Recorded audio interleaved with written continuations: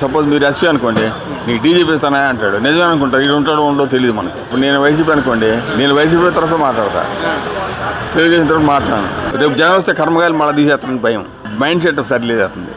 ఎవడో వాడు సలహాదారు ఉంటాడు, ఆడు చెప్పినట్టు నడుస్తాడు. ఇప్పుడు నేనున్నా ఆమె ఉంది, నేనే గొప్ప ఉంటుంది ఆవిడ, నేను గొప్ప అంటే నేను, అది సహజం. అది అదేమాత్రం ఉండడం వల్ల నేను గెలుస్తాను, అదేమో 170 గెలుస్తాను అనుకున్నాడు, కానీ 11 సీట్లు కూడా రాలే.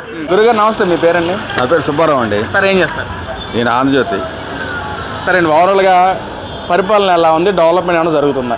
డెవలప్ జరుగుతుంది, కానీ మనం చూడాలి వెళ్ళి, అది విషయం. అంటే ప్రజలు పట్టించుకుంటున్నారు, కానీ వీడు వచ్చిన తర్వాత 1-2 తారీఖులు జీతాలు ఇస్తున్నాడు. అది గతంలో ఎలా ఉండేది సార్? ఆడు 10 ఇస్తాడు కూడా ఉండేటటువంటిది. ఇప్పుడు బాగానే ఉంది, ప్రజెంట్ పర్వాలేదు. సార్ మీ వయసు ఎంత ఉంటుంది? 80. మరి మీ అనుభవం బట్టి రాజకీయ నాయకుల ప్రస్తావనలు ఏంటి చెప్తారు? ఎవరు సలహా వాడేనండి. రాజకీయ నాయకులు అంటే ఎవరు? వీళ్ళు లక్షల కోట్లు ఖర్చు పెట్టి వస్తున్నారు వీళ్ళు. ఆయన మళ్ళీ సంపాదించడానికి, కానీ స్వార్థ సేవ చేసేవాడు ఉన్నాడు. ఆయన నిజమా అబద్ధమా? మరి అమరావతి గురించి మీ అభిప్రాయం ఏంటి సార్? చూడాలి, టైం ఉంది కదా, పూర్తిగా తెలియదు. అంటే ఇటు పక్కన ఒక బిల్లు కూడా చేయబోతున్నారు దాని మీద, ఏకైక రాజధాని అమరావతి అని చెప్పి అసెంబ్లీ పెట్టి. నేను ఇప్పుడు ఇక్కడ 10 మందిని పేర్చి ఈ ఛానల్ బ్రహ్మాండం అని అంటారు వాళ్ళు. అదే అంతే. అంటే చేయడం కరెక్ట్ కాదంటారా? చేస్తాడు, ఎందుకు చేయడు? అంటే ప్రత్యేక బిల్లు తయారు చేయడం కరెక్ట్ కాదంటారా? కరెక్టే, అదో తృప్తి జనానికి. ఇప్పుడు పొలాలు ఇచ్చిన వాళ్ళు ఉంటారు కదా, తృప్తి. అంటే అసలు అవసరం ఎందుకు వచ్చింది అనుకోవచ్చు సార్? అసలు బిల్లు చేయాల్సిన అవసరం ఎందుకు వచ్చిందంటారు? రేపు జనం వస్తే కర్మగాయలు మళ్ళీ తీసేస్తారని భయం. అంటే జగన్కి అభివృద్ధి అవడం ఇష్టం లేదంటారా? ఉంది, కానీ మైండ్ సెట్ సరిలేదు అవుతుంది. ఎవడో వాడు సలహాదారు ఉంటాడు, ఆడు చెప్పినట్టు నడుస్తాడు. లేకపోతే 30 సంవత్సరాలు ఉండేవాడు అతను, కుర్రోడు. అంటే మరి మైండ్ సెట్ సరిలేదంటారు. మరి గతంలో ఎందుకు ప్రజలు గెలిపించారనుకోవచ్చు? చేస్తాడు, వాళ్ళు అయ్యే బ్రహ్మాండంగా చేశారు కదా, అట్నే చేస్తారని వీళ్ళు అనుకున్నారు. దానికి వ్యతిరేకంగా జరిగింది పాలన. అదే సార్, అసలు ప్రజలందరూ సంతోషంగా ఉన్న పాలన లేదనంటే వైసీపీ పాలన అని చెప్పి వైసీపీ నాయకులు మాట్లాడుతున్నారు కదా. మరి వైసీపీ వాళ్ళు మాట్లాడతారండి, మామూలు జనరల్ ప్రజలను అడగండి. జగన్ మంచిగా అంటారు, ఈ నైస్ జెంట్మెన్. బట్ వాడి చుట్టూ ఉన్నవాళ్ళు సరైన సలహాలు ఇవ్వట్లే. ఆయనకి జీతాలు 1వ తారీఖు ఇవ్వాలి, ఎట్టి పరిస్థితులు ఇవ్వక తప్పదు. ఇస్తున్నాడా? ఎప్పుడైనా ఇవ్వచ్చులేండి అంటారు ఈ వీళ్ళు. సరే, వాళ్ళ మాట నమ్ముకుంటాడు ఆయన.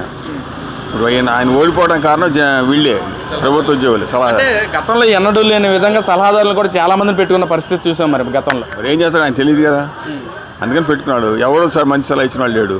సజ్జలు ఉన్నాడు, ఆడు సజ్జలే, ఆడు సరైన సలహా ఇవ్వలేదు. ఇవ్వాలండి ఆయన అంటే. ఇప్పుడు నాలాంటి వాడిని పెట్టుకోవాలి, వాళ్ళు ప్రజల్లో తిరిగి వాడిని పెట్టుకుంటే తెలుస్తుంది. ఎవరు వాళ్ళని పెట్టుకొని పాలన అట్ట కుదరదు. అది అంటే సార్, ముఖ్యంగా ఈ రోజున అమరావతి విషయంలో చంద్రబాబు డెవలప్మెంట్ చేయట్లేదు. అవి మొత్తం అక్కడ చేసే పనులు కూడా ప్రజలకి చెప్పలేకపోతున్నాడు చంద్రబాబు. వచ్చిన డబ్బులు మొత్తం జేబులో ఎవరి అకౌంట్లో వాళ్ళు నింపుకుంటారని చెప్పి అంటున్నారు. సహజం అది. మీరు నేను మా ఇద్దరం ఉన్నాము, మీకు దోచినాడు మీకు చేస్తే నాకు దోచిన, కానీ జరుగుతూనే ఉంది.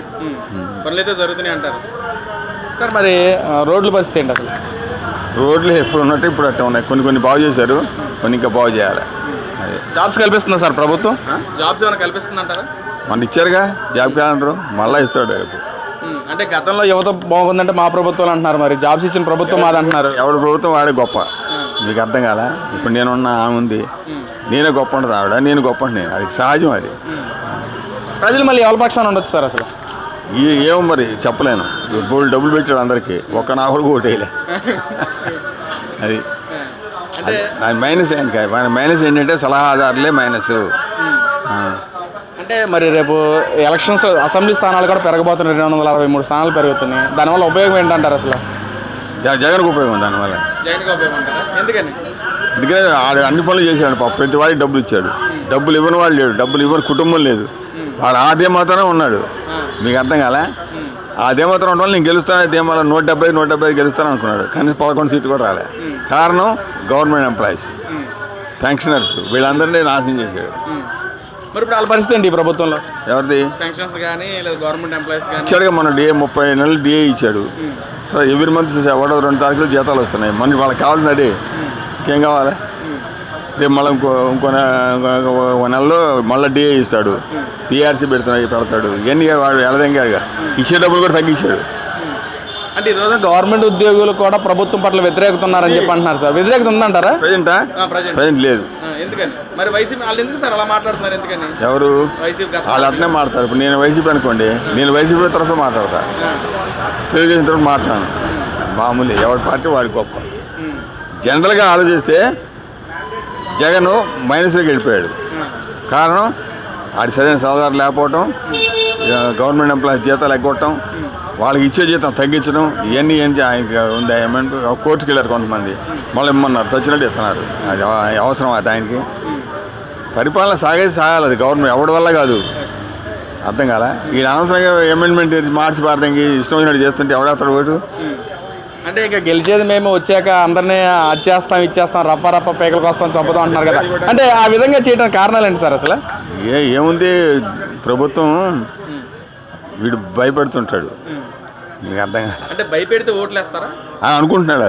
వేయరు ఎవరు, ప్రజలు కూడా మారిపోయారు. అంటే అధికారులు కూడా భయపడే వ్యాఖ్యలు చేయడం, ఎంత దూరం తీసుకొచ్చి బట్టలు దేశమని నిలబెడతామని చెప్పి వ్యాఖ్యలు చేస్తా ఉన్నారు. పిఎస్ఆర్ ఆంజనేయులు ఎస్పీ చాలా మంచోడు. వాడినే జైలు దిగారు తప్ప వాడు చేసిన లుచ్చా పనులకి ఏం చేస్తాం? అధికారం ఎవరి చేతుల్లో ఉండొచ్చు అండి. వీళ్ళ తర్వాత అధికారం గవర్నమెంట్ ఎంప్లాయీస్ తర్వాతనే వాడు ప్రజలతో అనుకోబడ్డాడు. వాడు చెప్తే చేయాల్సిన నెసిటీ లేదు. మనం కాదు ఊరు కాదు ఇంకో ఊరు పోతాడు. అది అంత ధైర్యంగా ఉన్నాం. ఆఫీసర్ ఎవడు, కలెక్టర్లు కూడా సరెండర్ అయిపోయారు. అంటే సార్ మరి ప్రభుత్వం రెడ్ బుక్ పరిపాలన నడుస్తూ ఉంది, లా అండ్ ఆర్డర్ కూడా చేతిలో తీసుకుని వ్యవహరిస్తూ ఉన్నారని చెప్పి అంటా ఉన్నారు. వీళ్ళు చెప్పి చేతులు నడుస్తుంది అంటున్నారు సార్. జగన్ ఉన్నప్పుడు లేదా ఆయన చేతిలో? అది మామూలు. ఎవడు ఇప్పుడు ఉన్నారని సపోజ్ మీరు ఎస్పీ అనుకోండి, నీకు డీజీపీ ఇస్తానా అంటాడు. నిజమే అనుకుంటారు, ఇది ఉంటాడో ఉండో తెలియదు మనకు. అందుకని వాడు మాట్లాడుతుంటారు. ప్రమోషన్ ఇస్తాం, నీకు జీతం పెంచుతాం అంటాడు. దాని తర్వాత సావడు. అది జరిగేది మన చేతులు లేవండి. దానికి గవర్నమెంట్ అమెండ్మెంట్ కోర్టులు ఉన్నాయి. సార్ మరి ఏదైతే వైజాగ్ స్టీల్ ప్లాంట్ గురించి మీ అభిప్రాయం సార్? మొన్న శంకుస్థాపన చేసిన మిత్తల్ స్టీల్ ప్లాంట్ గురించి పనిచేస్తుంది, ఓపెన్ అవుద్ది 27, ఇప్పుడు 26 కదా, ఇది 28కి అయిపోద్ది. అంటే అది ఎవరి వల్ల వచ్చింది అనుకోవచ్చు? అది వాడే ఇచ్చారంటున్నాడు కదా జగన్. జగనే తీసుకొచ్చారంటారా? అంటున్నాడు, మనకు తెలియదు కదా. మీ అభిప్రాయం ఏంటి దాని మీద? The God knows. అంతే. అంటే నేను తీసుకొచ్చిన డెవలప్మెంట్ చంద్రబాబు పేరు మార్చుకుని నేనే తీసుకొచ్చాను గొప్పలు చెప్పుకుంటున్నాను మాట్లాడుతున్నారు జగన్మోహన్ రెడ్డి గారు. వాస్తవంగా అసలు కంపెనీ గూగుల్ కానీ టీసీఎస్ కానీ ఇటు అమరావతి డెవలప్మెంట్ కానీ ఎవరి వల్ల అయింది అనుకోవచ్చు? అసలు మనం ప్రజెంట్ చంద్రబాబు నాయుడు అనుకోవాలి. మనం వాడు తొక్కేసాడు వెనక్కి. అసలు నిజంగా ఆయన చక్క నెలకొని ఉంటే 3 రాజధానులు గొడవ లేకుండా ఉంటే మళ్ళా జగన్ వచ్చేవాడు. పెద్దానికి 3 రాజధానులు వాడిని జైలు దింగుతా, వీడిని ఎదుగుతా అంటే దెబ్బతిన్నాడు మనిషి. అది అంటే అదే వ్యతిరేకత వచ్చా జగన్మోహన్ రెడ్డికి? అంతే మరి, లేకపోతే ఎందుకు వస్తుంది? అంటే వైజాగ్ కూడా డెవలప్మెంట్ చేసిన నాయకుడు జగన్ అంటున్నారు. అంటాడు అండి. జగన్ వైజాగ్ కట్టాడుగా, లేదు ఏం కట్టారు? అది సార్ 2029 ఎవరు గెలుస్తారు మీ అనుభవం? 80,000 అనుభవం బట్టి చంద్రబాబు గెలుస్తాడు. చంద్రబాబు వేస్తారు. ఎందుకు చంద్రబాబు అంటే అంత నమ్మకం ఏంటి సార్ అసలు? నెంబర్ 1 ఉద్యోగులకు ఫేవరు, నెంబర్ 2 అది కావాల్సిన అదే.